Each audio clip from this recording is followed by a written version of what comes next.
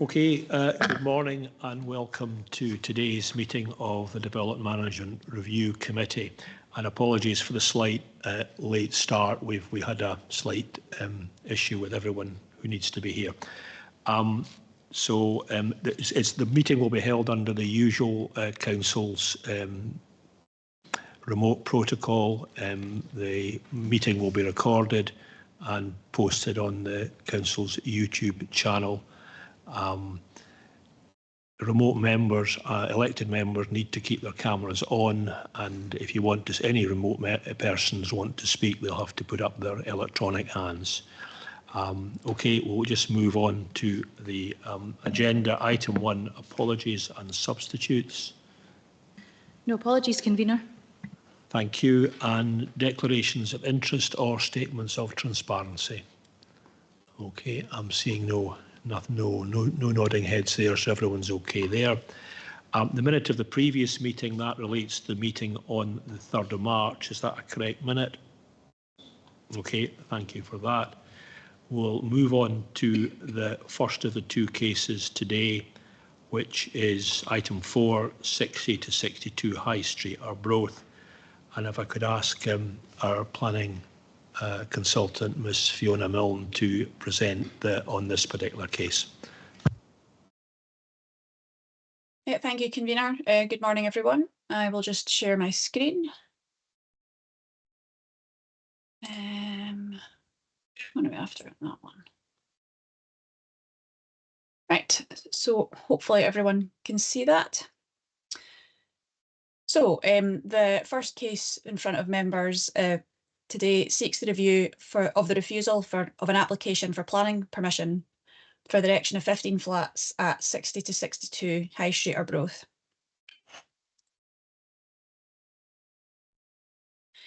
The application relates to a vacant gap site on Arbroath High Street, which is within a conservation area. The site was previously occupied by a 2-storey office building, which was demolished in 2021 as it had become dangerous and a notice had been served on it. The Webster Memorial Theatre, which is a Category C listed building, is immediately adjacent to the north, with 2.5- and 3-storey buildings to the south, all fronting onto High Street. The theatre is a large-scale building, while the buildings to the south are more domestic in scale. Ladybridge Street car park is to the rear, with a pedestrian connection between the site and the theatre. So just between the theatre and the site, there's a path. Buildings in this part of the conservation area are generally stone built, sit in the heel of the footway with roof ridges running parallel to the street, including chimneys and dormer windows. The proposed block of flats would be 3- and 4-storey and would provide affordable housing. The frontage to High Street, which is the east elevation in the top right picture here, would be 4 storeys and of a similar height to the theatre, with a natural stone finish and some detailing picking out features found elsewhere in the High Street. The building steps down from 4 storeys to 3 at the rear and has a more functional appearance on its side elevations with a flat roof and solar panels. So I say the east elevation, top right there, is the front elevation, and then underneath the west is the rear elevation, and you can see the sort of changing from 4-storey down to 3, and then the 2 side elevations. So the north elevation in the top left is where the footpath is between the site and the Webster Theatre. So you can see there again the flat roof, and then the step down to 3 storeys at the rear, and then the same from the other direction. And then the next slide, this just shows the site a bit more in context of the street. So you can see on the right hand side of the site, the theatre, and then I say, which is sort of a large scale building, similar to what's proposed. And then to the other side, there's the slightly smaller 3-storey building. The proposed 15 flats are to comprise 8 2-bed flats and 7 1-bed flats. Access to 13 of the flats would be from the north, from an access from the path between High Street and Ladybridge Street car park, which is to be maintained, with a communal stair in the centre of the building. So you can see here the left-hand side is the ground floor plan. So you can see the front here, there's 2 sort of main door flats that have their own access, and then there's a path either side to the north and south, and then there's access in from either side with the stairwell here and the sort of central stairwell that goes up through the building. Private amenity space of approximately 130 square metres, which would contain bin storage and drying areas, is proposed to the rear. No car parking is included within the site. So see, this is the first floor on the left, the ground floor, sorry, on the left, and then the first floor on the right. Get us to click. There we go. And then again, this is the second and third floor in the left middle. And then you can see the roof plan here, and you can see the solar panels that are proposed on the roof. And then these are just the proposed sections through the building. So you can see the sort of general layout of the central stair core and the flats either side. And again here, the stair core. And then similarly,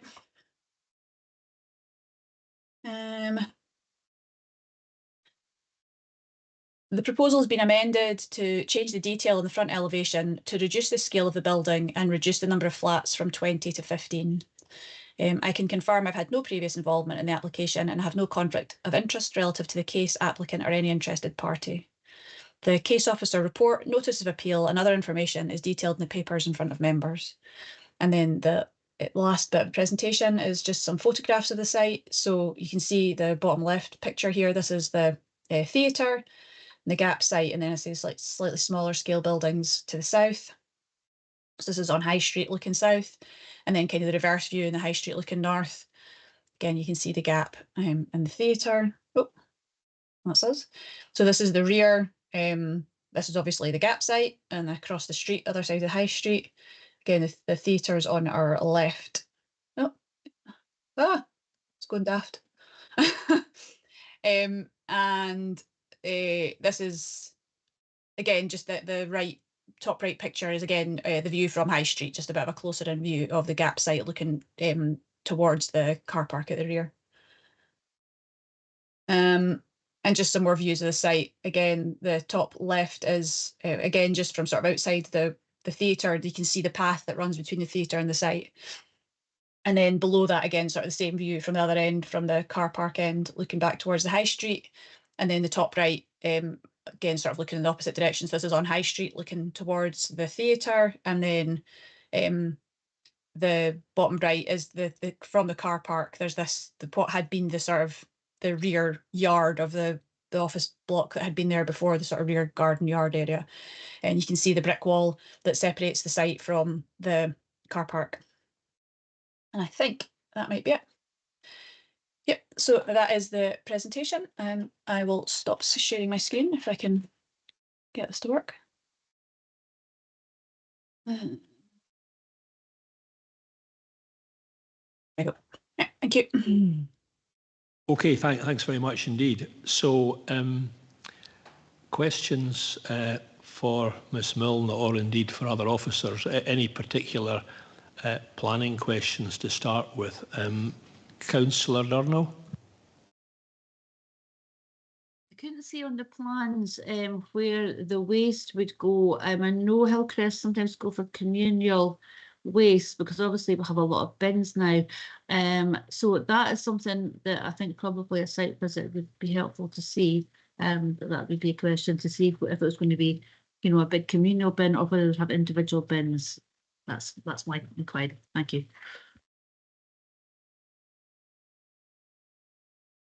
I am just trying to find in the papers.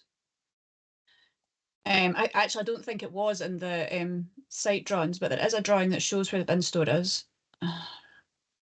which is of course a million miles away. Oh, here we go.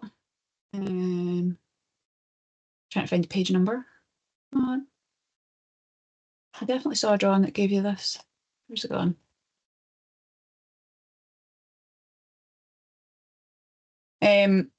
Oh, here we go. Right. I'll share my screen again. That's probably the easiest way. It's on page.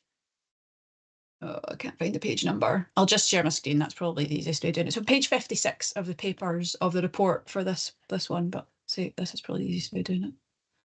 Come on. Right, here we go. So, oh, sorry, I don't know why this is. Sorry, what could you see there? This has gone back to my presentation for some reason. Oh, this one. Overview of the building, I think. Yes, Yeah, good. that's it. Yeah, right. That's what I was trying to show you. For some reason, it was coming up on my screen as my presentation. So this is obviously the building here. So you can see this is the roof plan with the solar panels, and then the sort of lower section at the back, and the car parks here. So you can see at the very rear area here, there is a bin store. Yeah, I see it now, little right at the bottom. Yeah. Yeah, and then next to that there's a drying area. So that's the communal. So yeah, so that presumably is a communal bin store for all the flats. Yeah, that's ideal. Yeah, thank you. Okay. Okay, Councillor Beattie, you got a comment? Question. Yeah, question. Convener, thanks. Sorry. One of the issues that's been raised, is about the quality of the design of the development, and it's not delivering a high design standard. Can you explain why this application falls foul of that, please? So yes, the officer in the report of handling goes into a bit of detail about this. I think the sort of main drift of it is to do with the scale of the building. So it's partly to do with the way the building's designed is that at the front it's wider at the front, and then it sort of narrows down as you go in. So the some of the bedrooms have windows on, like, that are onto the path at either side between the building and the theatre, and then the building and the buildings on the other side, in the north and south. But the building sort of sticks out so that the windows face like out onto High Street or out the back onto the car park. So there was a question about the amount of daylight that those windows would receive if they're obviously in quite a narrow path that have got buildings, quite high buildings either side of them. Then particularly the ground floor, those windows are not going to get. There was a question about how much daylight they would receive, and about the appropriateness of that as a design. There was also issues with, as I say, the sort of scale of the building, which is, they're sort of linked issues, in that the other residential buildings to the south are all sort of 2- and 3-storey, much shorter buildings, and they're not such deep buildings, so they've got a much larger sort of garden area to the rear of them, which allows them to then be dual aspect, so that you can have rooms that have windows out the front and windows out the back. But because of the scale of this building, I say that the way they've had been able to put windows into the sort of bedrooms, other than having to just put them straight out onto the path, which would create overlooking issues, they've had to do this sort of like wider and then make it narrower, so that you can then have the windows that face out into High Street and out in the opposite direction. And there's issues there that then creates issues around the daylight that those rooms would receive. And there was also issues about, because of the scale of the building, the impact it would have on the residential buildings to the south of it, so that some of those buildings then, the windows in those buildings would be impacted by daylight, would have daylight impacts because of this sort of large building being directly adjacent to them. So I think that was the main thrust of the design issues. Okay, thank you for that. Okay, I've got Councillor Dorn and Councillor Nicholl in the chamber. So Councillor Dorn first. Thank you. Yeah, I wanted to ask a question about the noise assessment and the information that was submitted, because it's noted in the report that Environmental Health has objected to it on the basis that the methodology was flawed and doesn't adequately demonstrate that the residential use can coexist with the theatre. I'm really sympathetic to a lot of the things that have been put within this proposal, and the responses and the assessment that officers have done of this. But I'm also really conscious of this because I'm aware of a lot of issues, particularly down in England, where you've got residential properties next to music venues and other venues that are particularly noisy in the evening. And I wouldn't want to set up a new development that would run into those issues. I'm really supportive of making sure we've got theatre, other activities within the town centres. So it's just a balance between that. So I just wanted to know a little bit more from the officer side about that assessment, what they would maybe deem acceptable and where this application falls sure as based on the assessment that they've given. Is that a question really that Mr. Petrie could maybe address? Because that's certainly something that I picked up in the papers, and clearly I had some questions on that one as well. So, Mr. Petrie, can you give us your thoughts on that? Certainly, Convener. Can you hear me okay?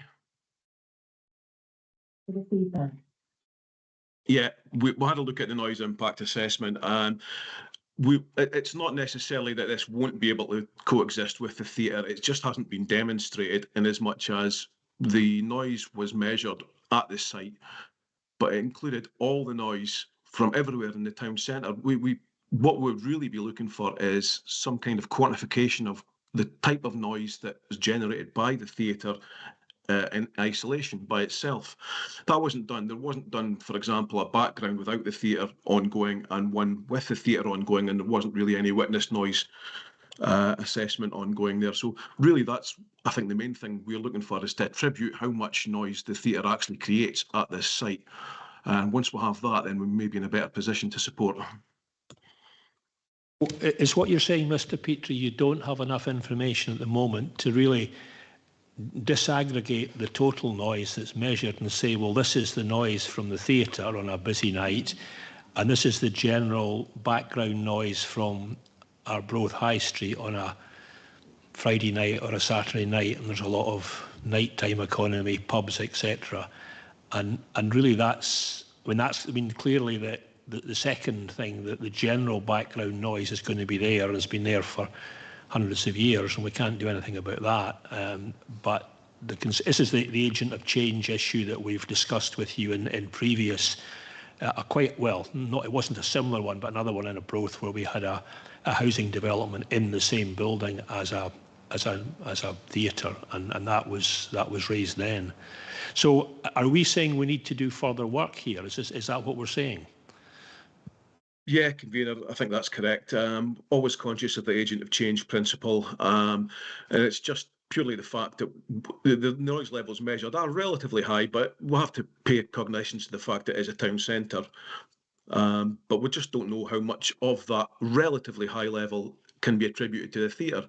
And once we know that, then we'd be in a better position to either support or perhaps recommend mitigations. There was also this question about, in the papers, about the windows and whether, I think the proposal at the moment is the windows will be you can't open them, but there'll be some mechanical ventilation. That's presumably been proposed by the builders. Is that correct? Yes, that's correct. It's not an ideal situation having mechanical ventilation. Pan 1 always says that ventilation by way of windows is always preferable. Okay, right. So there's an issue there, and you're saying you think we need to do further work there, so we may have to come back to that one. Any other questions? We had Councillor Nicholl. I jumped in ahead of you there. Apologies for that. Councillor Nicholl. Well, thank you very much. Well, Councillor Dorn actually said what I was going to wait to say. So, and I do have concerns with the lack of information on this sound. If it's as bad as that, maybe the Webster Theatre's affecting other properties. You know, we cannot condemn one building against others. Thank you. Yes, do you want to maybe explain this agent of change thing, Ms. Milne? Because I think that the issue is that the issue, as I understand it, if somebody buys or rents a property in a new build, they have a right to expect to be able to have a normal life without excessive noise, and they then would have a claim against the existing building, which is trading lawfully at the moment. That's the argument, as I understand it. Now, clearly it's a bit more nuanced if it's a town centre location, because if this was a quiet residential development and noise came out of a neighbouring house, that might be seen as excessive. But if it's coming out of a theatre or a pub or whatever, then that's more normal for a town centre. So can you explain why this is as a concern, Ms Milne, from a planning point of view? Because I think this is, we've had this before, and it probably just for the members of the committee just to explain this issue.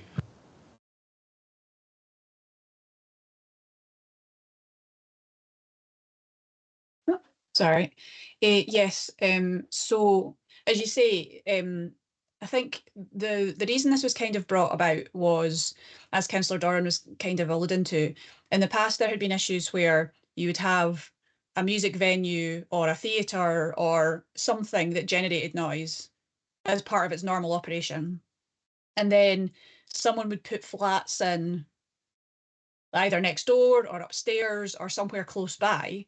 And as you say, the people who buy those flats then have a right to expect to have, you know, be able to get to sleep at night, and to have some level of peace and quiet.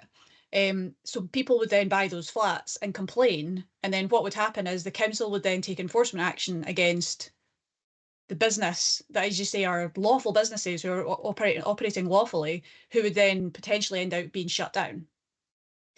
And the issue with that was then, well, you know, people are like, well, then if you know if that business is already there and it's already operational, why are you allowing flats to be built next door without then, you know, it should really then be for the people who want to build flats. It's for them, knowing that use is already next door. It's for them to take the relevant steps to make sure that there's proper insulation, so that the people who buy the flats aren't then having to make complaints about it. So I say there's also it's in NPF 4 about that, and there's also a policy in NPF 4. I can't remember which one it is off the top of my head. It is in the report handling, that's specifically about arts venues. So that would be relevant in this case, and it specifically talks about this and sort of says what you don't want is a situation where, as I say, like in a situation such as this, where people would move into those flats, there would be noise nuisance. They would complain to the council, who through our like statutory powers would then be taking enforcement action against the theatre, who then would have to change their operations because someone built flats next door without taking account of the noise that was there. So that is kind of the issue, is that for these flats to be built, it is for them. The agent exchange principle says it is for them to determine what the level of noise is and what the relevant mitigation measures would be to make sure that anyone who was living in those flats would not experience noise nuisance, and that there should not be a situation where, you know, that it could then have an impact on the theatre's, you know, lawful, long-term, normal usage, such that they would have to change their operations. Okay, thanks for that. And Councillor Doran, you want to come back in? Yeah. Slightly different question, if that's okay on that one. On you go. Yeah. Yeah, it was about the amenity space relating to this property as well, because I noted that in the assessment is that the available amenity space is less than would be advised. So I think it says minimum requirement 375 square metres for 15 flats, but the amenity space that would be available is 130 square metres for this development. And given the fact that the windows are, the proposal is for windows that can't open, in some of the properties I've got a concern around that. And also, if this were to be approved, would that have knock-on effects for further developments and the amount of amenity space that those developments may need to provide for developments in the future? Thanks. Yeah, again, this is the officer goes into a bit of detail on this in the report of handling. So yes, we do have an open space standard that, as you say, would say that for this number of flats for a building of this size, we would expect 375 or whatever the square meterage of amenity space would be. In this case, that hasn't been provided. Now, there is a mechanism whereby we can then look for developer contributions, and actually DM have provided some draft conditions, and one of those conditions is that we would be looking for a payment of, I think it was just under £8,000, that would then go towards upgrading other open spaces within our Arbroath. So there's this kind of trade-off between, if you can't provide the relevant sort of outdoor amenity space within your site, you can then do this sort of off-site payment that would go towards upgrading other open spaces in the area, which then people could use instead. There is a balance between, you know, when the amount of open space or the amount of amenity space that's being proposed is so unacceptable as to be a reason for refusal, and when there perhaps are reasons why you would say, well, in this particular instance, it's, you know, it's not necessarily it's acceptable, but that it can be mitigated. So I think in this case, there is an issue of overdevelopment of the site and the lack of amenity space. And that's kind of for committee to make a decision about, you know, do they feel that the level of amenity space, let's say there's bin stores and a drying area, that is acceptable for 15 flats?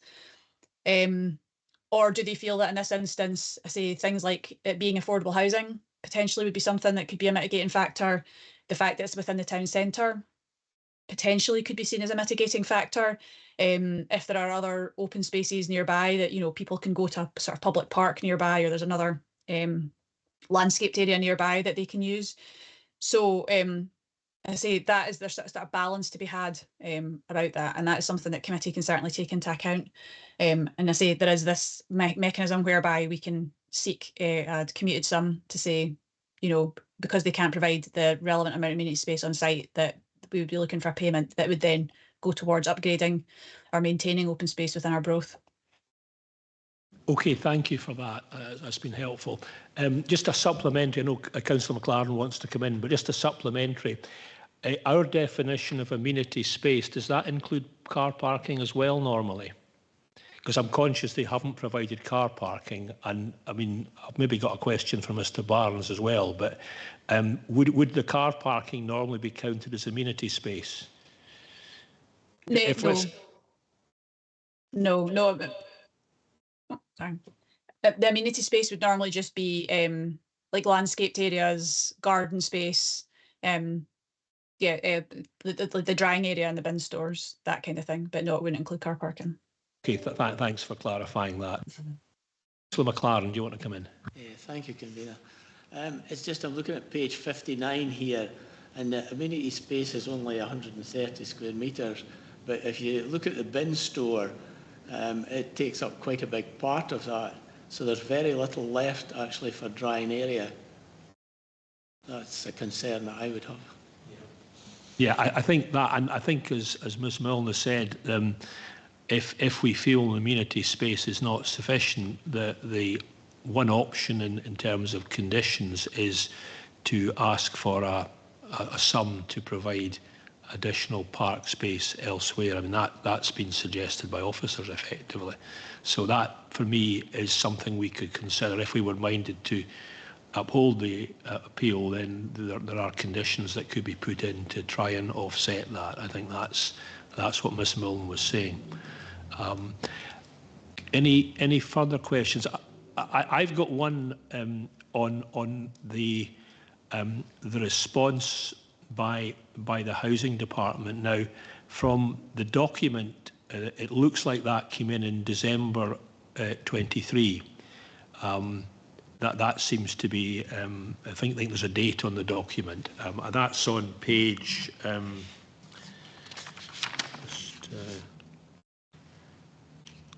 yes, on page 37, the comment from the Council's Housing Department. Yes, it's 18th of December 2023.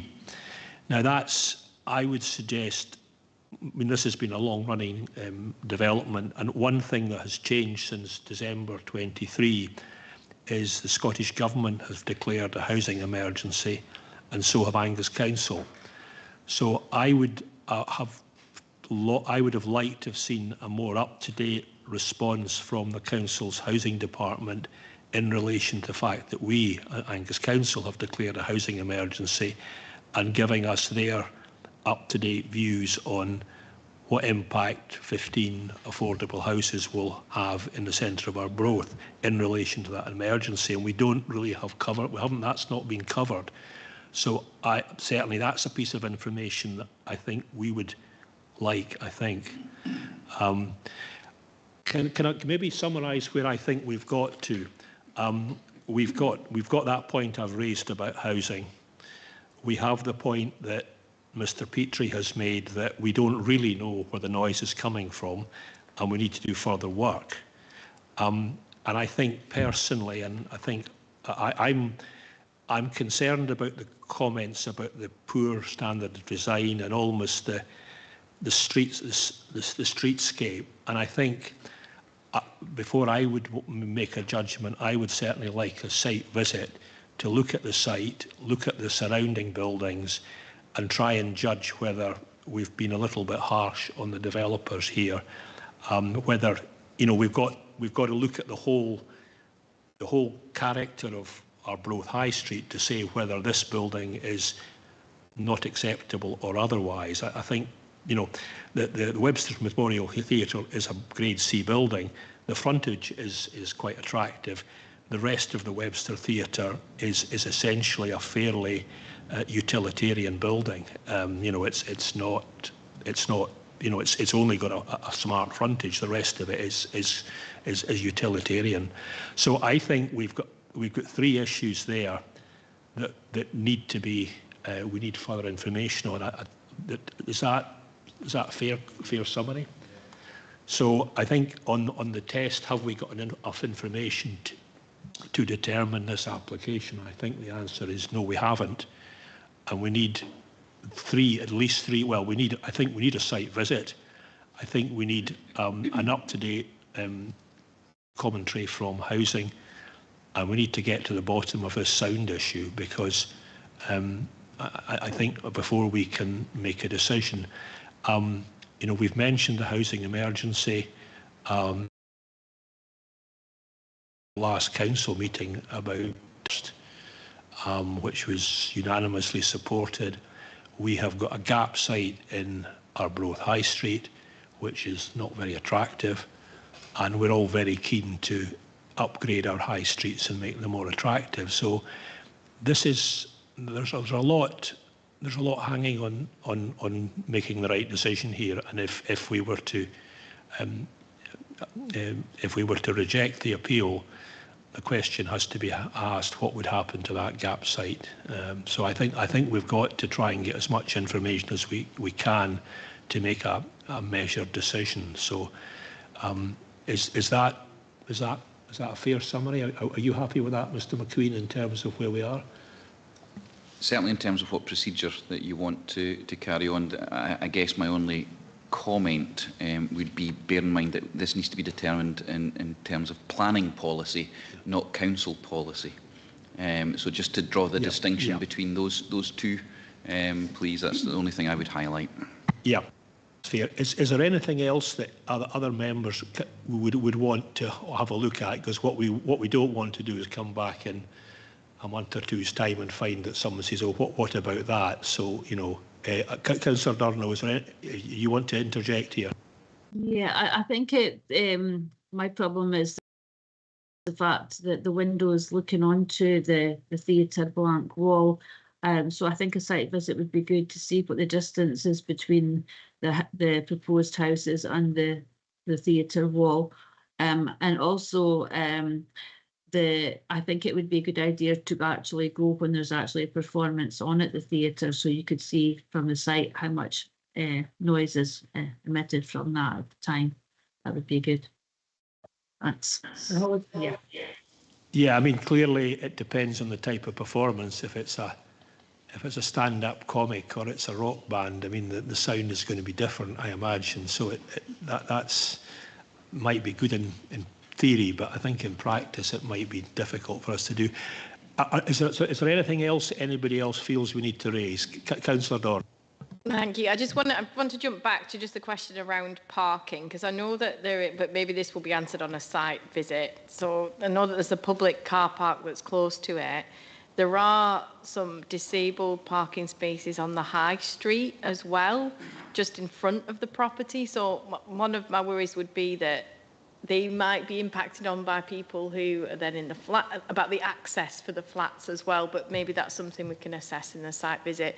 Just a question for Andy, is there any assessment that would be done in terms of access from roads relating to parking, or is it just sufficient the fact that there is a public car park close by, so that answers all the queries that roads would have?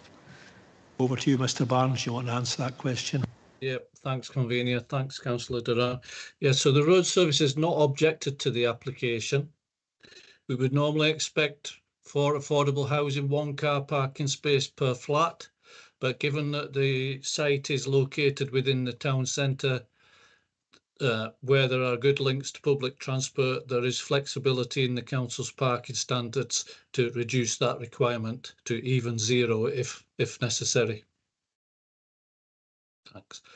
Just to add, we would be keen for any access to be taken directly from the public car park, but access is via the footpath to the site between the site and the Webster Theatre at the moment. And there was a question about disabled parking bays on the high street. I think that was raised by Councillor Doran there. So, I mean, they wouldn't be impacted by the development, would they? No. I mean, if there were people that moved into the flats that required disabled parking, then they would be able to use those bays. So there would be more demand on those bays. And presumably, the road service put in the number of disabled bays depending on the number of people who live nearby who require them. So if there was more people, then you would presumably provide extra bays, would you? We would provide bays where requested by blue badge holders. Okay, that's helpful. Good. Thanks for clarifying that. And I was going to ask you a question about parking, but you essentially covered that. So what we're really saying is we don't have enough information to determine this appeal, and we need 3 additional pieces of information. We need more work done on the noise issue. We need an updated report from the housing service, and we also need a site visit. Now, clearly, we need to time the site visit when we've got the other pieces of information. There's no point having the site visit next week and having to wait a month or 6 weeks for the noise information. It would be good to try and sort of time it properly. But I think that's it. Are you both happy with that? Yes, in general terms. I suppose one question I think needs clarified. What do you mean by more noise information, and where is that liability sitting? Is that from the applicant? Because bearing in mind it's the applicant that's put forward the review and submitted the information. Whilst I appreciate Mr Petrie said, their position is on the basis of the information before them, they cannot support the application. So I think you need to be clear as to who you're requesting that information from. So, I mean, I know there was a noise report that was provided to the builders from a specialist company.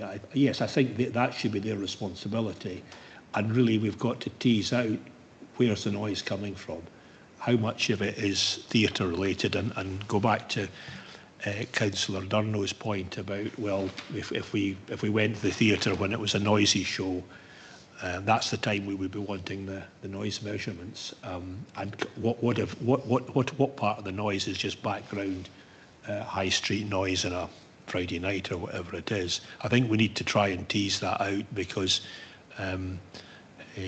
that's obviously an important thing. So I think that's from the applicant. Yes, okay. And we need a report from our own housing service, given that the last report they gave us was 15 months ago, and there's quite a lot changed in the interim. And then we need a site visit to look at the general ambience of the high street, the type of buildings, the quality of buildings, and try and look at these qualitative issues that have been raised by officers about the standard of building and what it looks like, and also the issue about windows that other people have mentioned. So are we happy at that point to progress on that? Mrs Forsyth? Yeah, thank you, Convener. If I could just clarify a couple of matters. So the site visit accompanied or unaccompanied? Unaccompanied, that's the normal practice, unaccompanied site visit. If members are agreeable. You member happy with that? Yep, okay. Okay, and in relation to the further information that's requested, we need to obviously set out the matters, which information we now have, specify the date by which members would want that further information, and then we need to also determine who we would want to share that information with. So I'm presuming that in terms of the noise assessment, when that's received from the applicant, that we share that with our colleagues in environmental health. If there's anybody else that you would want that shared with, if you could let me know now, because that will form part of the written procedure notice. And similarly with the commentary from our housing colleagues, there's a presumption that that information would be shared with the applicant prior to that coming back, and allow them to comment on that also. I would have thought that would be fair and reasonable, yeah. I mean, in terms of time scale, I mean, I would imagine, I don't know how long the noise work would take, but I would be kind of thinking if we got something from our own housing people within 3-4 weeks, that would probably be reasonable. I don't know how quickly the applicant could turn around a noise survey, but I think it would be helpful in terms of the request if we had the same date for all the information, so that then we're receiving that information at the same time, and then also sharing that information with the applicant or with any other council service at that time, because we do allow a further period of 14 days for further comments on that information that's received. Perhaps. So it would just be helpful in terms of procedure if we could do that. We would basically, you gentlemen from the applicant. I mean, if you could maybe give us an indication, then we could.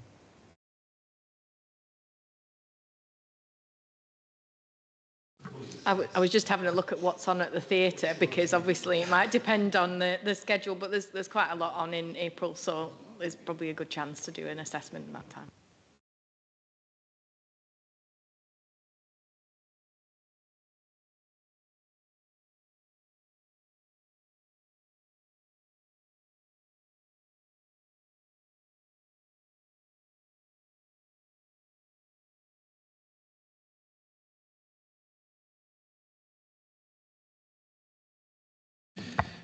Sorry for those online, I just had a quick chat with the applicants. They're quite content to carry out that noise assessment. They, however, are wanting, I suppose, a bit more information from Mr Petrie, because I guess it will depend what events may or may not be on at the Webster Theatre during that particular period, given that that's the sort of assessment that you're looking for, background versus event noise as well. So I think Councillor Dorn has already looked at the forward programme for the theatre. So, I mean, I would have thought sensibly, if an assessment was done at what we would term a noisy event, if there's there's a rock band or something like that, and then an assessment for maybe if it's a stand-up comic or whatever, some other event, so that we got sort of a high and a low from the theatre, and measured that against a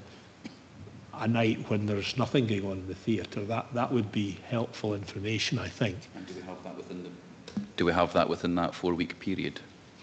Well, I think the answer is probably yes, because I mean the new programme for the theatre went out relatively recently, and there is a variety of events. So I'm just making sure it's within that time frame to make it realistic. We're kind of suggesting 6 weeks. So we're suggesting a kind of 6-week period to try and get all that information together. So clearly shouldn't be a problem for our housing service. The site visit we can organise ourselves at some point that's convenient, and if 6 weeks gives the applicant enough time to do the noise survey, then that I think is that's an agreeable position.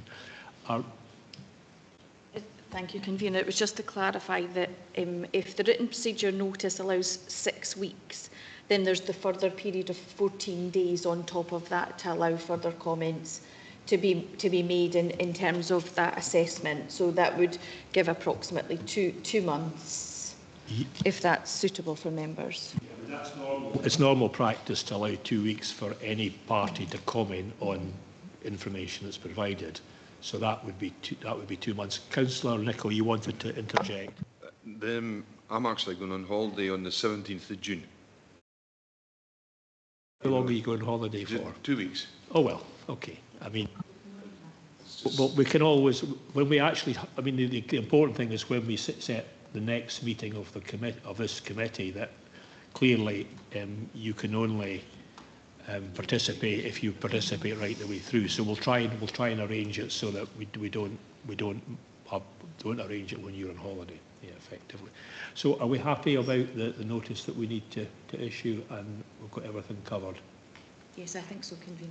Yeah. All are happy with the direction of travel here. Okay, well, we've effectively paused this one for further information as discussed, and we haven't made a decision today, and we'll move on to the next item on the agenda, which is item 5. Okay, thank you. Item 5, which is Burnbank 33 South Street, Newtile. And again, over to Ms Milne to take us through the slides. Thank you, convener. I'll share my screen.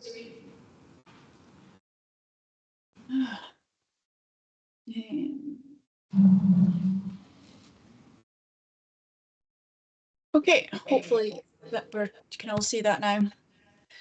So the second case seeks a review for the refusal of an application for planning permission for the erection of a dwelling house within garden grounds at 33 South Street, Newtile.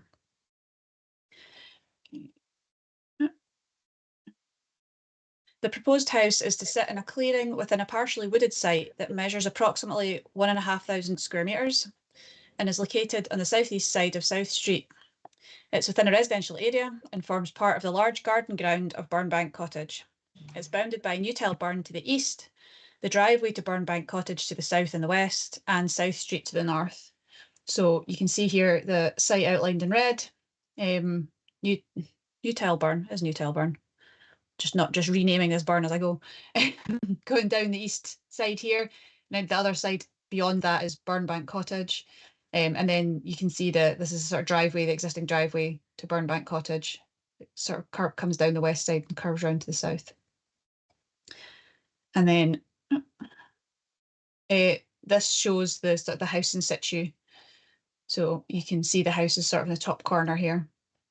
And again, the blue area is the burn. So the house is to be 2-storey with an integral double garage.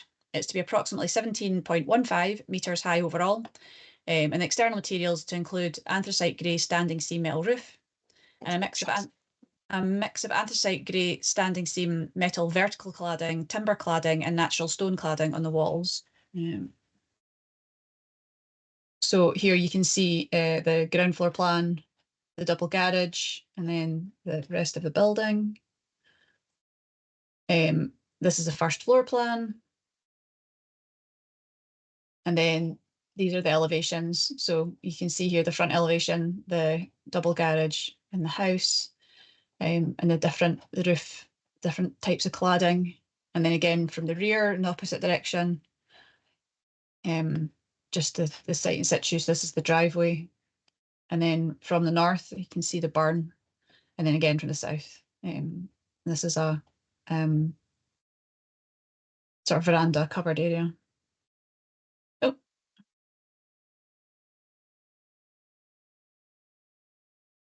Some hedging and additional planting is proposed, and the existing hedge and shrub planting to the border be retained as existing. The house is to be connected to the public water supply with foul drainage directed from the public sewer and surface water being dealt with by sustainable drainage. Vehicular access from South Street is already in place. It was approved as a separate application, 23612 full, you can see there. The application was amended to change the house design, the location of the house, the access point, and to just correctly identify the location of the trees on the site. The house was moved, as you can see from this drawing. The grey areas here are the sort of flood risk area. So the house was moved to make sure that it was out with the flood risk area. I can confirm I've had no previous involvement in the application, and I have no conflict of interest relative to the case, applicant or any interested party. The case officer report, notice of appeal and other information is detailed in the papers in front of members. And again, we have some site photos. Oh, I've gone back further than I thought I had. Oh, I'm going in the wrong direction. Here we go. So on the left here, this is the access from South Street. As I say, this has been approved through a separate planning application. So you can see the new access that's been created there. And then on the right is kind of the other side of the access looking across the site. You can see Burnbank Cottage beyond the trees there.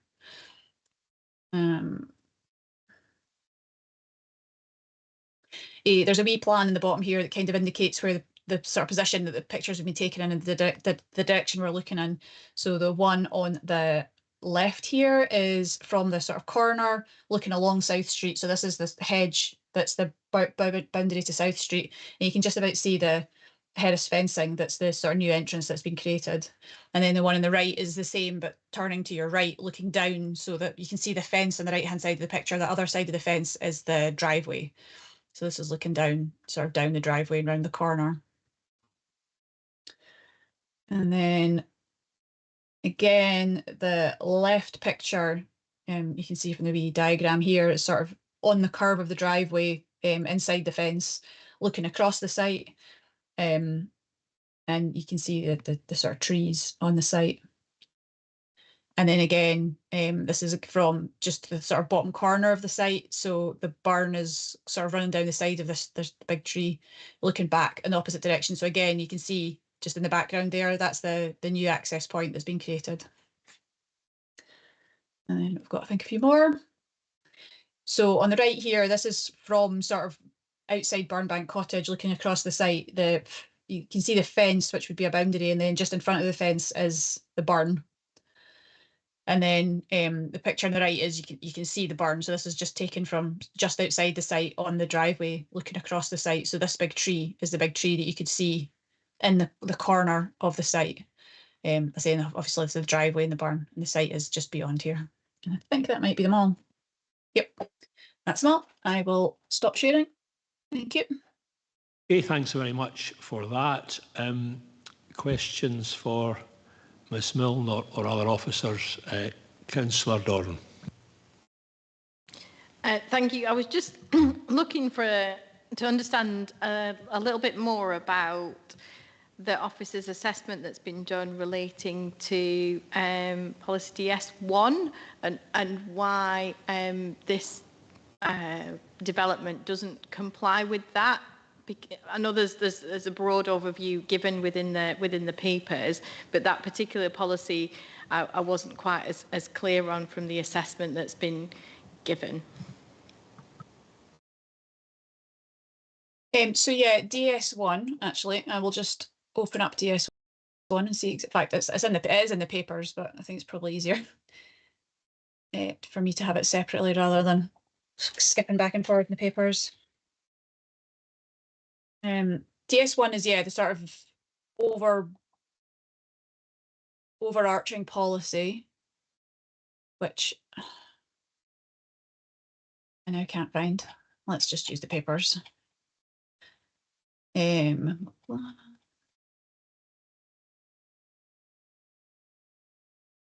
scrolling. So DS1, yeah, so it talks about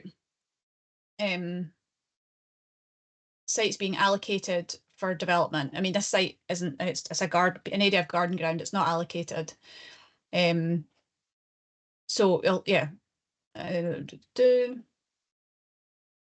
So because it's not allocated, but it is within the development boundary. So it's within the development of, or the settlement of new tiles. So it's within the development boundary. So it needs to be of an appropriate scale and nature and be in accordance with the relevant policies of the plan. And I think that is why so the officer has then gone through and assessed it against the other policies in the plan. And because they have concluded that it doesn't accord with the other policies in the plan, that therefore means it also doesn't accord with DS1. So I don't know if that helps answer the question. So what we're really saying is this third point, DS1, is really a catch-all. It's saying because there are other policies that it's contrary to that it's picked up by DS1.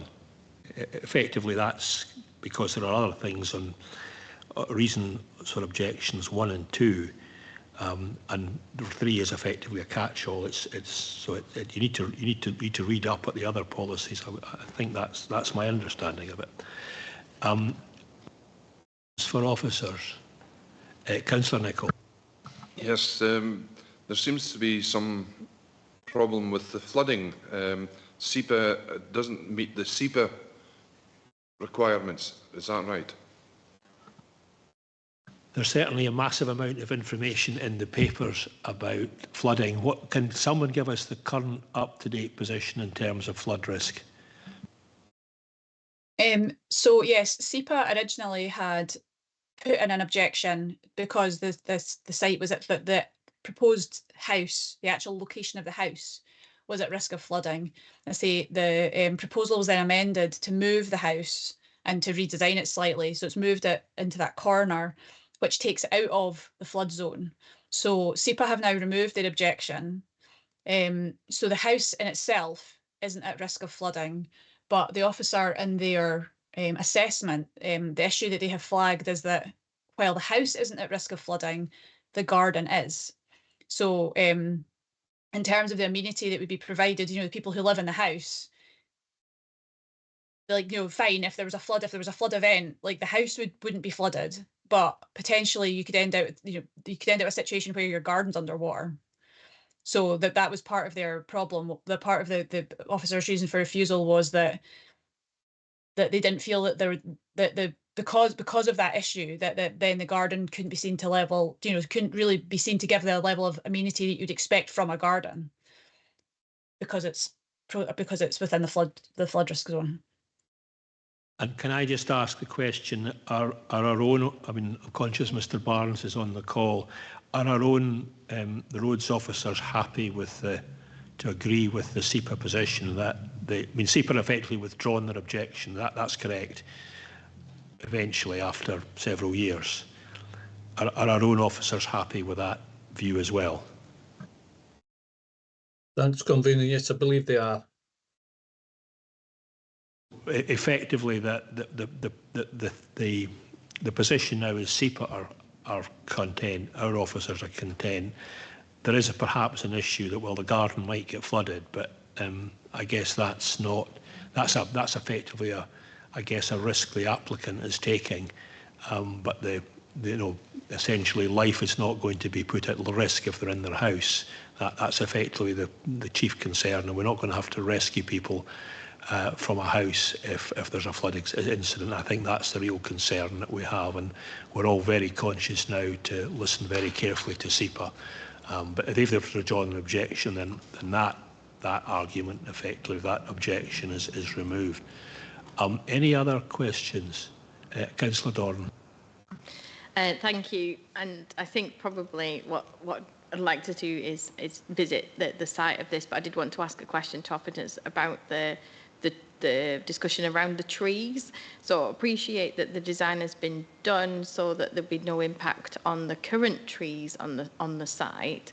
But I know that there's been an assessment of that and some concerns raised about the amount of daylight that the property might have.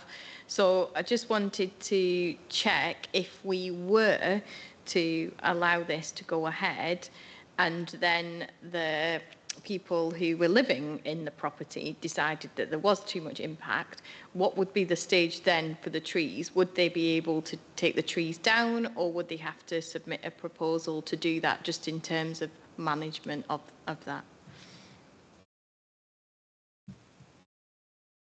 Yeah, this is another big reason for refusal is, so yeah, as you say, it's a bit like, it's kind of similar to the change principle that we were talking about for the previous case, in that people have a right, in the same way that people have a right to live in a house and not have noise nuisance, they have a right to have a level of daylight within their house.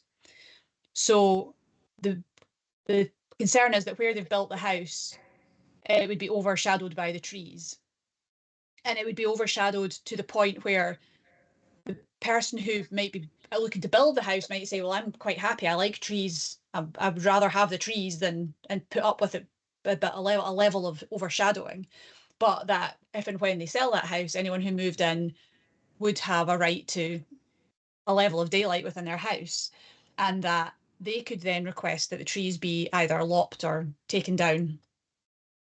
And the officer does talk about that some of the trees, excuse me, that they feel that the trees as they are important to the character of the area, and that some of the trees would form, as they stand, would form a hedge under the high hedge legislation, and that under the high hedge legislation, if someone were to move into the house and say, I don't get enough daylight into my house, these trees are overshadowing me, that the high hedge legislation would mean that they then could, those trees could have to be lowered in order to give them more daylight.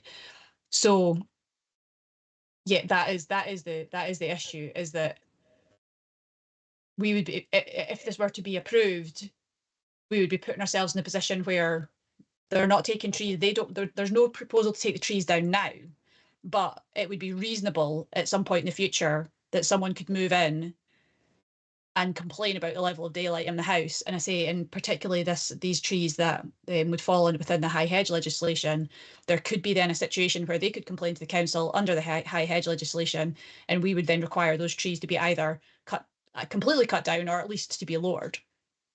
So it's to try and avoid that. So it's a kind of similar to the agent of change principle. Do any of these trees, or do we have any tree preservation orders in any of those trees?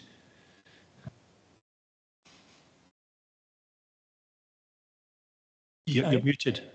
Sorry. I actually don't know. I assume there's not, because the officer hasn't mentioned it. But I would have to double check that to be absolutely certain. That's it. But the fact that it hasn't been mentioned makes me assume that that is the case, that they're not. Yeah, so if there's tree preservation orders in place, people can't knock the trees down without going to the council. But if there's not, then presumably the landowner can do what they like. Is that the position? Well, would have to be their own trees. So the trees within the site, I'm not, to be honest, I'm not 100% sure what the situation is with the trees. But yes, I think basically if the trees, if they own the trees, they're in with their own site, they could take them down if they wanted. I say the issue that the officer's highlighting is that some of the trees that he's talking about that potentially would cause overshadowing aren't within the site.